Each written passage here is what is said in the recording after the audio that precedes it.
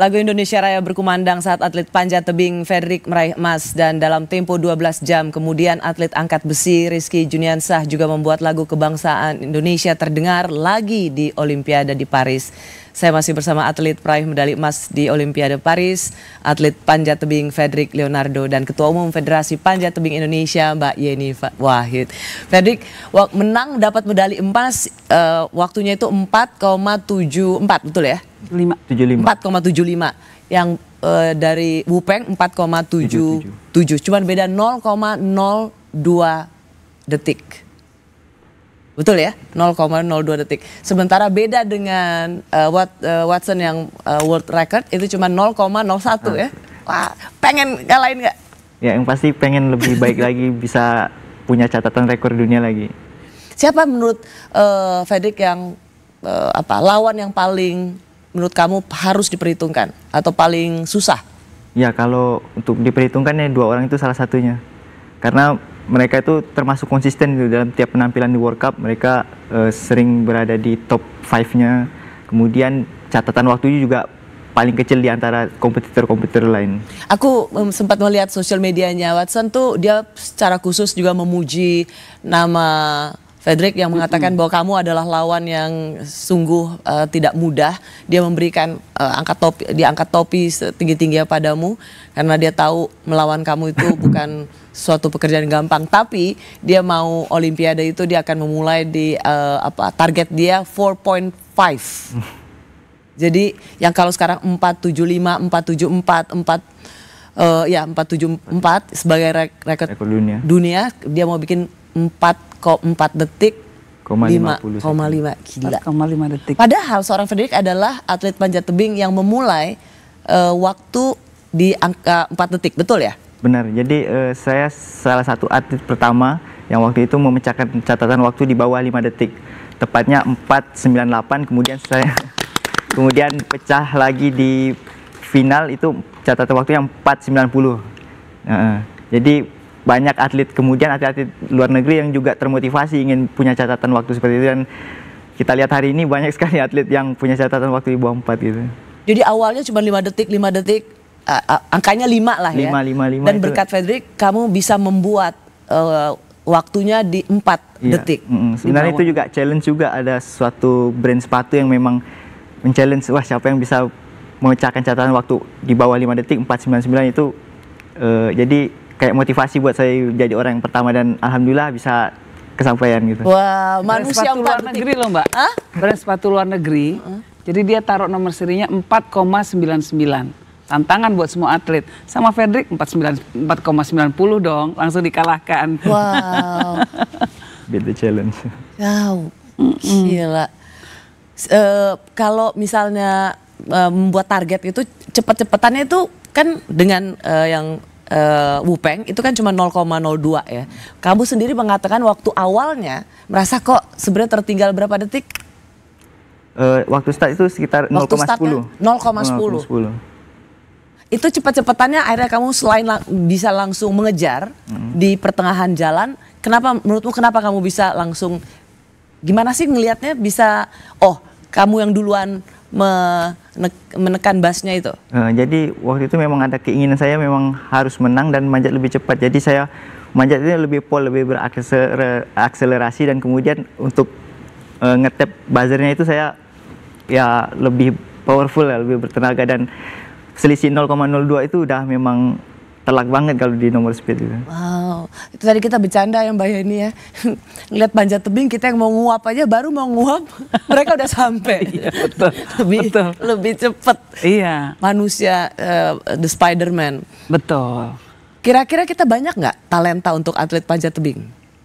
Fredrik mau cerita tentang teman-temannya? Kalau Ibu gimana?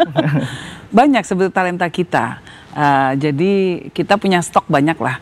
Kita itu ke Olimpiade kalau diberikan kuota lebih, maka sebetulnya kita bisa mengirim mungkin 4 atlet putra ya, Drik ya, dan mungkin 3 atlet putri ke Olimpiade. Bisa juga 4 ya, 3 lah gitu untuk putrinya. Nah cuma setiap negara dibatasi kuota Mbak. Jadi cuma 2 atlet putra dan 2 atlet putri. Jadi kita sudah penuh, udah maksimum.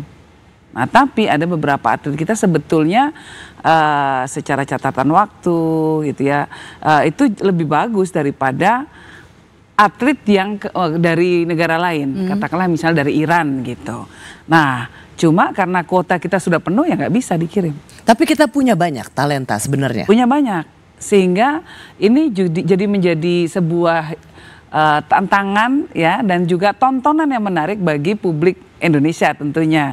Ketika punya banyak atlet-atlet panjat tebing yang hebat-hebat, dan di antara mereka sendiri ini jadi menjadi semacam stimulan untuk saling berkompetisi secara sehat, untuk saling mengungguli antara para sahabat ini. Nah, itu menarik gitu ya. Jadi buat kita sih yang paling penting adalah bahwa setiap kali ada kejuaraan internasional kita harapkan lagu Indonesia Raya yang akan berkembang, yang akan dikumandangkan. Amin, amin. Fredrik sendiri melihat bahwa banyak ya kita yang sangat berminat pada panjat tebing dan punya potensi yang luar biasa. Ya, banyak sekali, apalagi untuk beberapa tahun belakang ini kan Indonesia sering mengirimkan dan juara gitu. Itu menjadi motivasi dan juga keinginan anak-anak dan termasuk orang tua juga antusias untuk mengenalkan panjat tebing gitu ke anaknya. Jadi sekarang ayah sama ibu kayaknya syukur, alhamdulillah aku mengizinkan Fredrik jadi atlet panjat tebing. Iya, dia bersyukur dan lega gitu, bangga juga. Karena waktu sebelum Olimpiade mereka itu kayak gelisah juga awalnya. Pastinya, pasti, apalagi gelisah, orang tuanya. Kenapa gelisah? Ya karena kan pengen hasil yang terbaik gitu, jangan sampai hasilnya tidak memuaskan atau mengecewakan, juga jadi ketakutan, salah satu ketakutan mereka gitu. Saya dengar wawancara di Kompas TV, ibu bilang biasanya suka khawatir kan Fredrik, aduh kenapa sih harus atlet panjat tebing, tapi Fredrik selalu bilang tenang saja ibu, saya pasti bisa, saya pasti menang. Jadi Fredrik yang terus memberikan keyakinan pada orang tua bahwa Fredrik akan membuktikan bahwa pilihan Fredrik sejak umur 8 tahun tidak pernah salah. Ya, seperti itu. Jadi coba meyakinkan orang tua dengan hasil ya, dengan prestasi, dan itu terbukti hari ini dan mereka juga senang dan bahagia gitu. Cuman kita perlu kasih tahu banyak orang yang ingin sekali punya prestasi. Jangan sampai ketika mendengar bahwa Fredrik ini dan juga nanti kita sedang menanti kedatangannya Rizky, kan baru pertama ke Olimpiade dan langsung dapat emas. Jangan sampai salah berpikir bahwa ini instan. Oh. Ya kan, wah enak bahwa baru sekali datang dan langsung dapat emas. Itu yang Rizky dan juga Fredrik yang harus bisa menceritakan bahwa ini semua konsistensi dari kedisiplinan, komitmen pada keinginan untuk menjadi atlet, latihan. Kan nggak instan ya Fredrik, dari 8 tahun kamu sudah menginginkan menjadi atlet panjat tebing dan kamu melakoninya dengan setia pada proses. Ya, jadi itu memang salah satu kuncinya itu konsisten dan disiplin.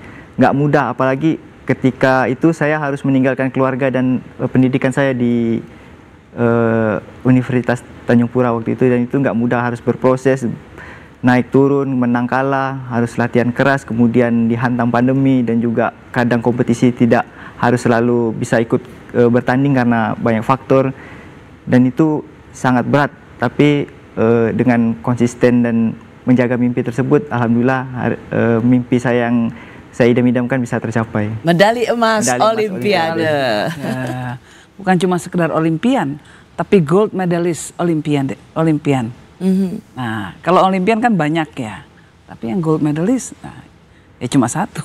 Iya. Iya. Ini benar-benar sejarah yang sangat membanggakan bahwa panjat tebing bisa memberikan medali emas untuk Indonesia dan menyelamatkan muka Indonesia. Menyelamatkan muka Indonesia. Betul Mbak Rosi. Buat kita kan kelegaannya seperti itu. Bahwa kita belum dapat medali juga, sampai sudah tinggal beberapa cabang olahraga yang akan dipertandingkan belum dapat medali emas. Yeah. Padahal ya masyarakat menginginkan kalau bisa membawa medali emas. Ada aspirasi besar seperti itu. Itu yang tadi aku tanyakan Mbak ini. Karena ketika ada kekecewaan, wah belum ada yang mendapatkan medali emas.